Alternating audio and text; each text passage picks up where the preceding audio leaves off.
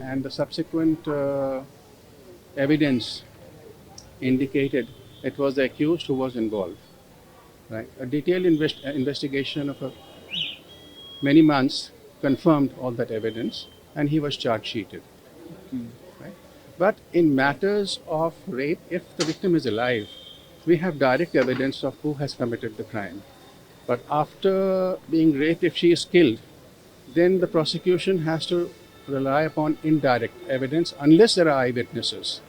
In this case, she was taken to the jungle and there were no eyewitnesses out there.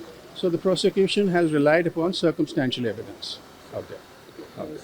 These victims' family, how many people have arrived in India? I believe the mother and her sister have arrived. Yes. So tomorrow what time is this? Tomorrow afternoon, after 2 o'clock, the judgment will be announced in the same court. Thank you. Thank you.